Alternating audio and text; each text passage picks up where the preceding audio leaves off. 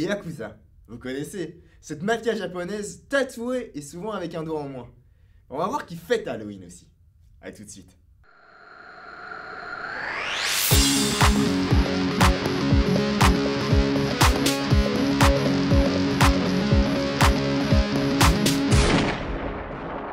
Salut à tous, c'est Kazu et bienvenue dans ce nouvel épisode d'AK1.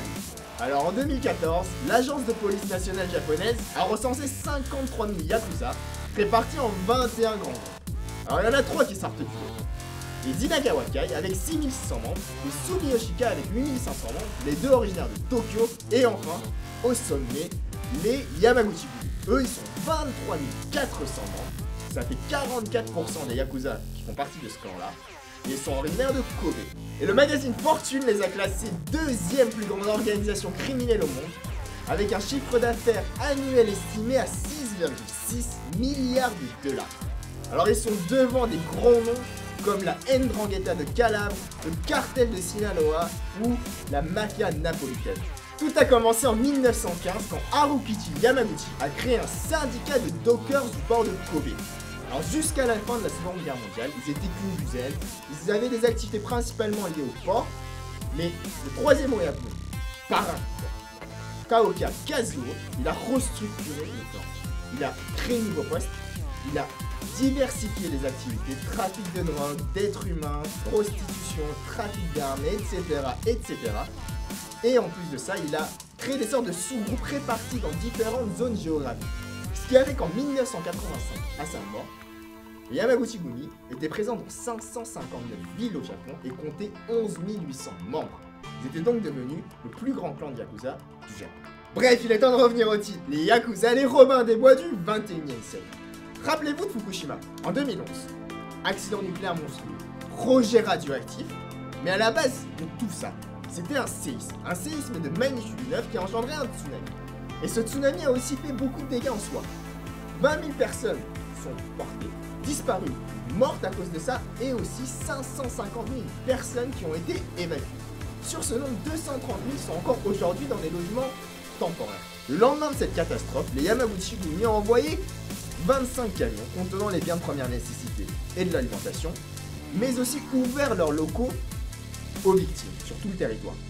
Mais il y a encore plus fort, le troisième clan de Yakuza, les Inagawa Kai. Eux, ils ont envoyé 100 tonnes de marchandises. Et le tout avec une réactivité monstrueuse. Ils sont arrivés là-bas avant l'État ou les associations. Alors bon, complètement autre chose, mais bientôt c'est Halloween. Et qui dit Halloween dit bonbons. Alors, j'ai une petite question. Qui serait chaud pour aller toquer chez les Yakuza et aller demander des bonbons? Bon, à part quelques suicidaires, je pense qu'on n'a pas envie de mourir pour des haricots. Bah, détrompez-vous. Parce que regardez cette photo, elle a été prise l'année dernière au QG des Yamaguchi-gumi à Kobe. Bah, vous pouvez voir que les enfants ils ont pas peur, hein. Ils vont voir les Yakuza, ils prennent les gros sacs des bonbons, ils courent et ils rentrent chez eux et ils se régalent. Alors, Halloween c'est une petite fête au Japon. La grande fête que tous les enfants attendent chaque année c'est le Nouvel An. Puisque Nouvel An rime avec Otoshidama. Alors ces enveloppes ne contiennent pas des lettres, ils contiennent de l'argent. Les parents, les grands-parents, les oncles et les tantes les distribuent aux enfants. Et si jamais il vous manque un peu d'argent pour acheter la nouvelle console, vous pouvez toujours vous tourner vers les Yakuza.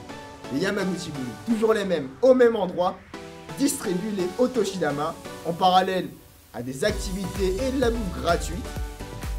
Et ces enveloppes, elles contiennent quand même beaucoup d'argent. Entre 10 000 et 30 000 yens, sachant que 10 000 yens représentent 75 € de taux d'échange actuel. Bon, tout ça c'est bien beau, mais c'est quand même des coups de com' quoi. Vous voyez Al Capone aux États-Unis, après la crise de 1929, il a distribué de la soupe. Mais aussi plus récemment, Pablo Escobar. Il a financé des associations qui venaient en aide aux plus démunis, mais aussi des clubs de foot de quartier. Et en plus de ça, il ne faut pas oublier que les Yakuza, ils ont envoyé des camions, mais ils ont surtout signé des contrats de reconstruction. Et au-delà de ça, les camions sont partis le lendemain. Mais les pauvres chauffeurs, ils n'étaient pas du tout équipés pour. Ils n'avaient aucune protection contre les radiations. Je sais pas où ils ont terminé. En tout cas, j'espère que cet épisode vous aura plu.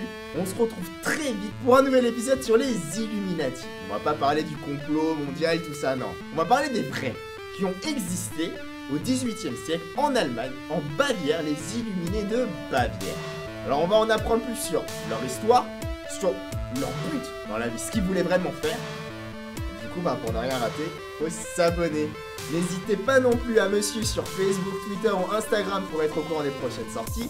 Et enfin, si vous avez aimé la vidéo, n'hésitez pas à la partager autour de vous. Il me reste plus qu'à vous dire, l'arme la plus dangereuse au monde est le savoir.